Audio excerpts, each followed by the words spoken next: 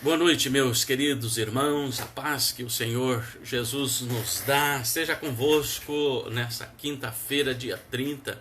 Hoje é o último mês, ou melhor, o último dia do mês de abril, e nós estamos aqui com os irmãos para mais uma transmissão do culto semanal. Hoje é quinta-feira, nós não tivemos oportunidade de fazê-lo ontem, mas vamos hoje com os amados irmãos um pouco conversar sobre a palavra de Deus, sobre o nosso culto, sobre a nossa comunhão com o Senhor, sobre o fato de estarmos reunidos aqui de uma forma bastante liberal, né?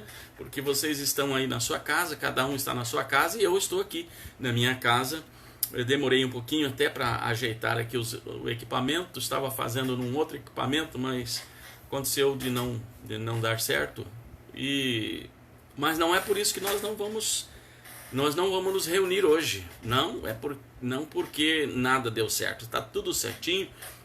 Eu espero que os irmãos estejam todos bem, assim como nós aqui estamos bem, você aí na sua casa assistindo a nossa transmissão. Então, a paz do Senhor Jesus a todos os irmãos. Vamos nesse instante buscar ao Senhor uma palavra de oração. Bem, feche seus olhos aí onde você estiver e vamos falar com Deus. Nosso bondoso Pai, a nossa alegria é poder chegar na casa dos nossos irmãos através desse veículo tão importante de comunicação.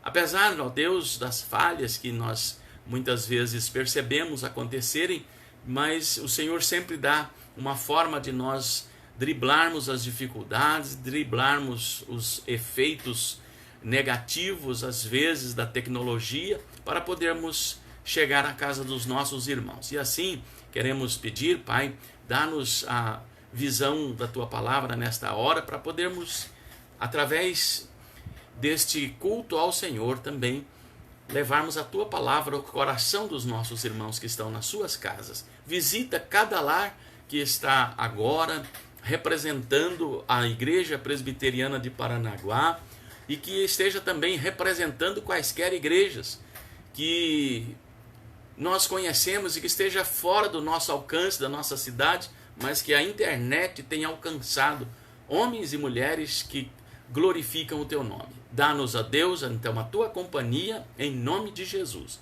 Amém. Irmãos, então, o texto que eu vou considerar hoje é Gálatas 5, do 22 ao 25. Então é um texto muito conhecido, onde Paulo vai declinar ou vai dissertar sobre o fruto do Espírito Santo. E esse texto está em Gálatas 5, e você pode ler depois, você pode meditar também nesse texto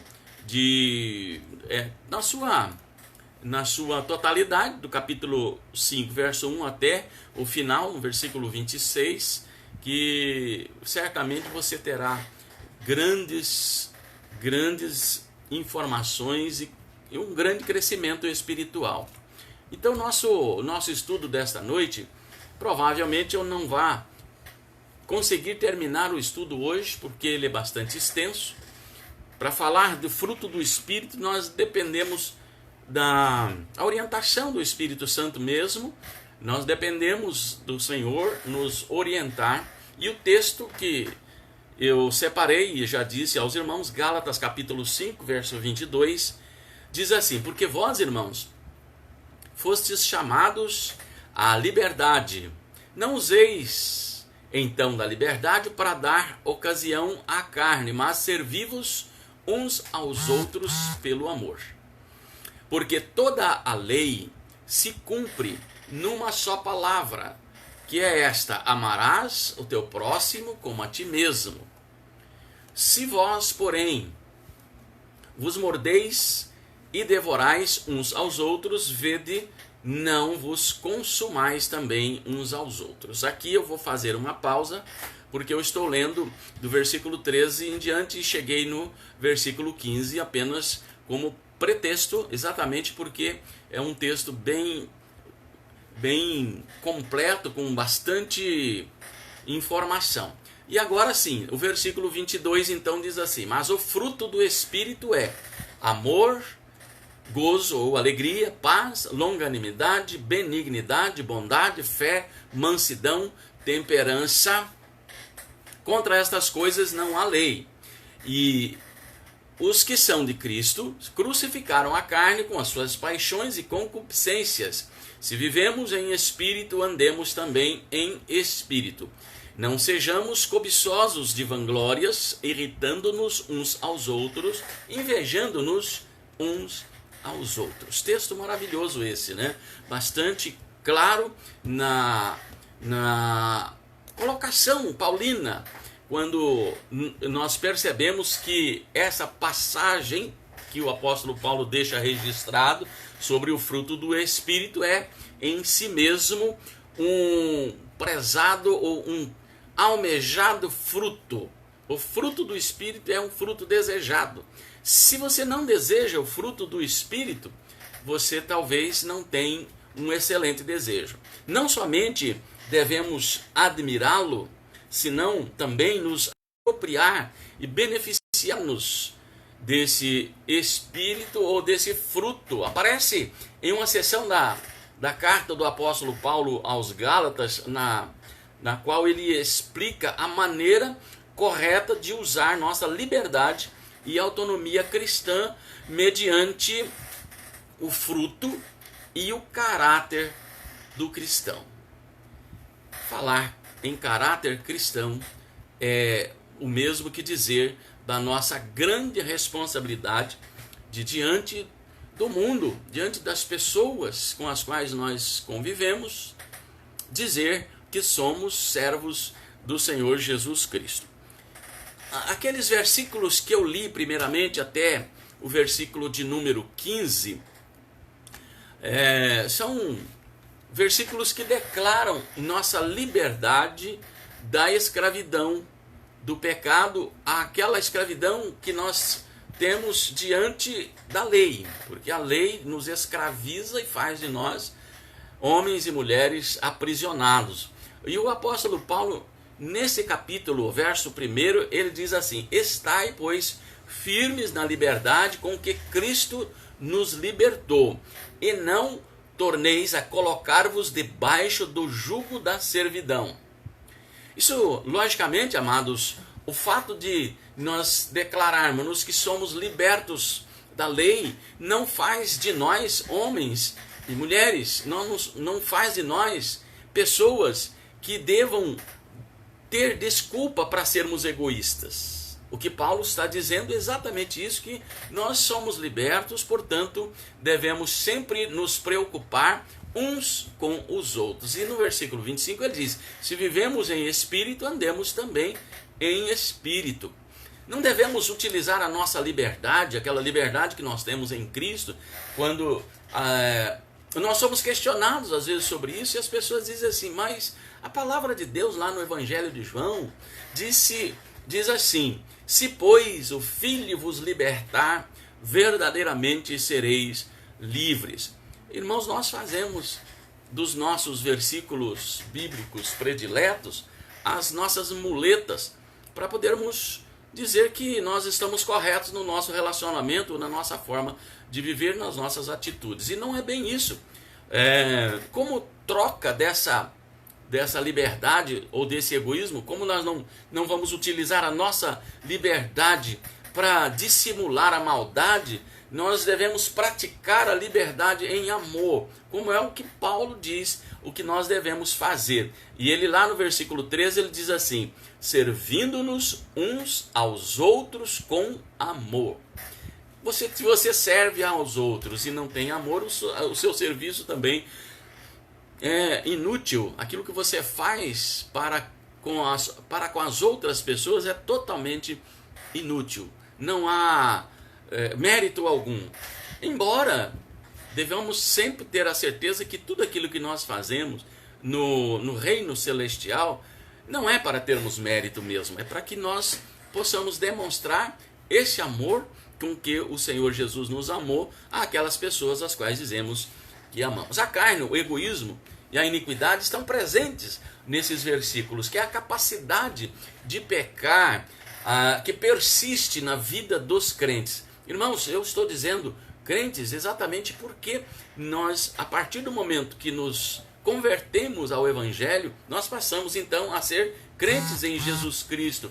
Mas eu diria para você que o ser crente não me isenta absolutamente de dar lugar à carne, de praticar a iniquidade, de ter um momento que haja um deslize, até mesmo a prática do egoísmo. Essa prática persiste em nós, é o inimigo em nosso interior que busca destruir a nossa liberdade cristã, a nossa liberdade em Cristo, e a levar-nos à escravidão ou pior. Então, de fato, nós precisamos dar sempre motivos da nossa crença, da nossa fé, lutando contra os astutos ou as astutas insinuações da carne, do egoísmo e da iniquidade. Portanto, os filhos de Deus necessitam de uma mão que os ajude e os contenha para protegê-los de uma invasão viral do pecado, proteger da sua própria natureza maligna. Porque todos os homens, segundo a palavra do apóstolo Paulo aos Romanos, todos pecaram, estão destituídos ou carecem da glória de Deus. Como você está se sentindo como servo de Deus nesse período difícil, de situação difícil que nós estamos vivendo?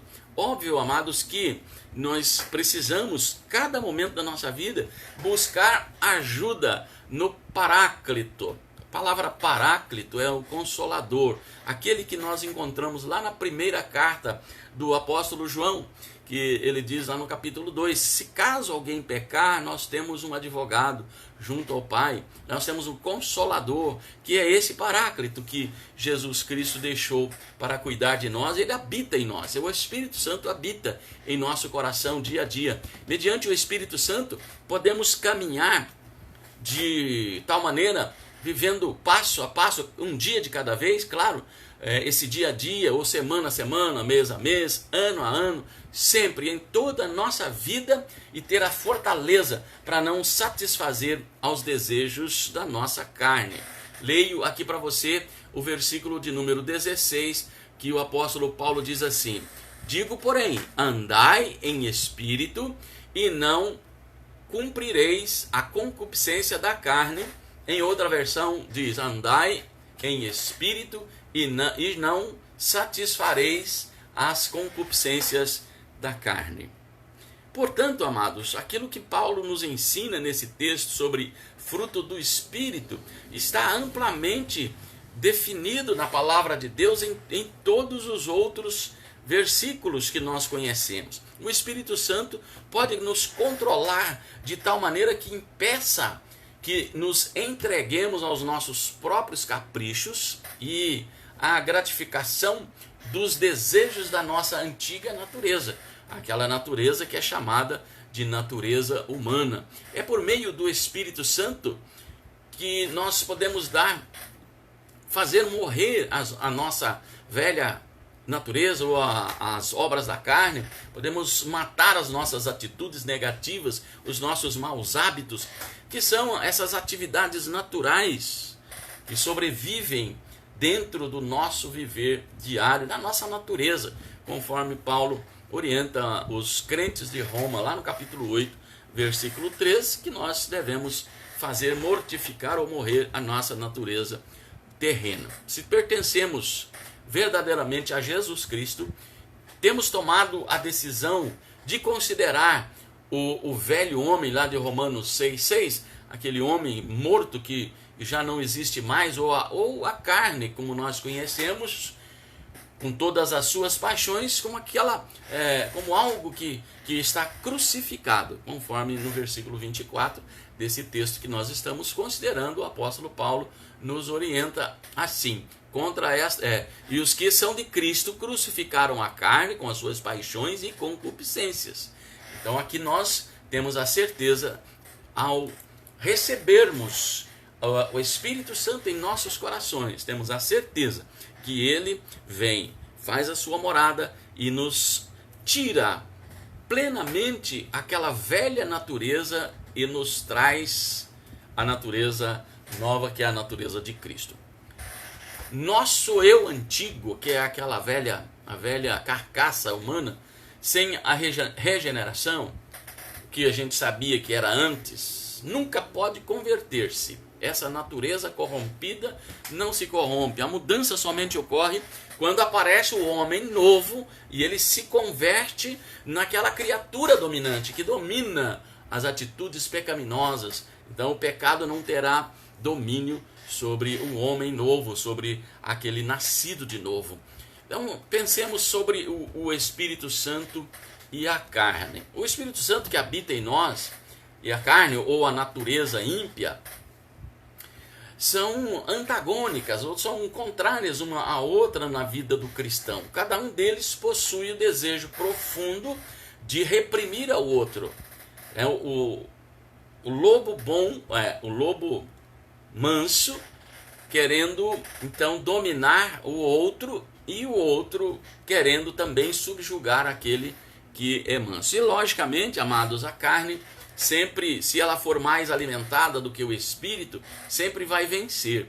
Portanto, é importante nós continuarmos verificando, estudando a palavra de Deus e cada dia buscando crescer no conhecimento dessa mesma palavra, para que esta carne seja subjugada de tal forma que nós sejamos vencedores. Então, cada uma dessas coisas, a carne e o Espírito, guerreia entre si nesse desejo profundo de reprimir ao outro. Então, travados nessa constante batalha, a guerra que eles travam um ao outro, estão entrincheirados em uma atitude de oposição mútua, de modo que o cristão não pode fazer o que deseja. E Paulo desenrolou esse fato de uma forma mais extensa em Romanos capítulo 7, do verso 14 ao 25, quando ele relata a sua própria experiência quando ele se converteu, a sua experiência inicial como cristão. Leia Romanos 7, de 14 a 25, e você vai compreender melhor aquilo que eu estou me referindo aqui. Quando o Espírito Santo penetra em nós no momento da nossa conversão, e aqui cabe uma observação muito importante, porque algumas pessoas dizem: os irmãos da igreja presbiteriana não têm o Espírito Santo. Irmãos, o Espírito Santo, toda aquela pessoa que se converte, só se converte por causa da ação do Espírito Santo. Não tem ninguém que não seja beneficiado pela conversão através do Espírito Santo. Entendamos que isto é o que nós precisamos conhecer dia a dia. Crescer no conhecimento da palavra para nos dar a certeza do conhecimento através das atitudes inerentes a nós, transmitidas pelo Espírito Santo. Hoje eu quero então encerrar aqui com os irmãos, falando que quando o Espírito Santo penetra em nossa vida, é através da nossa conversão. É como se houvesse, por exemplo, uma invasão do exército inimigo ou aliado durante o período de uma grande guerra, né? Então, Deus tem regressado e tem vindo a ocupar o que lhe pertence por direito. O coração do homem, na sua criação, foi criado perfeito. Então Deus agora volta e toma o seu lugar. O Espírito Santo faz isso na vida do homem. Quanto mais coopere o novo crente, tanto mais pronto se poderá reclamar e liberar por completo o território que se encontrava nas mãos do inimigo. Quanto mais você se aproxima de Deus, quanto mais o Espírito Santo tenha aquilo em você, sob domínio, seu coração, a sua vida, mais rapidamente você terá a intimidade com Deus de forma bastante clara, bastante perpetuada. Então que Deus continue nos abençoando. Nós vamos voltar a esse assunto no próximo encontro. Espero que seja na igreja. Nós vamos continuar falando sobre o contraste das obras da carne e o fruto do Espírito. Lembrando que todos nós precisamos conhecer de per si cada um desses frutos. O apóstolo Paulo fala que são 5, né? O fruto do Espírito é composto de 5 elementos. Quais são eles? O fruto do Espírito é amor, gozo, paz, longanimidade, benignidade, bondade, fé, mansidão e esperança. Aliás, desculpe, não são 5. Vamos falar de novo. Amor, gozo, paz, longanimidade, benignidade, bondade, fé, mansidão e temperança. Aliás, são 9. Eu errei aqui, mas foi por excesso de preocupação. São 9 elementos no fruto do Espírito. Então, o Espírito produz fruto desejado e digno para o nosso coração. Então, que você tenha uma excelente noite, que nós possamos voltar a estudar esse assunto na semana que vem. Se for ainda online, nós vamos continuar a partir do segundo ponto aqui, o contraste das obras da carne e o fruto do Espírito. É o que mostra o fruto da carne. Por exemplo, um fruto da carne, o adultério, a fornicação, outro, e tantos que o apóstolo Paulo coloca aqui. De modo que somos reféns destas coisas quando não conhecemos o Espírito Santo e a obra dele em nosso coração. Desejo a você uma boa noite e agora eu vou orar por todos os irmãos que estão ouvindo e participando, assistindo a nossa transmissão pela internet. E eu desejo que o poder de Deus manifestado na sua vida, meus irmãos, realize aquilo que você precisa nesta noite, o milagre que você precisa. Então feche seus olhos e vamos orar mais uma vez. Ó Deus amado,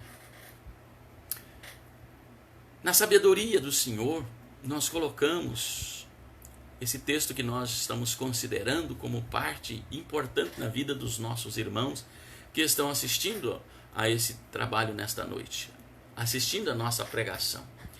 E queremos pedir, Senhor, que todos os nossos irmãos que colocaram diante do Senhor os seus pedidos, as suas necessidades, agora sejam visitados pelo Teu Santo Espírito e que o anjo do Senhor acampe-se ao redor de cada lar que participou do nosso culto nesta noite.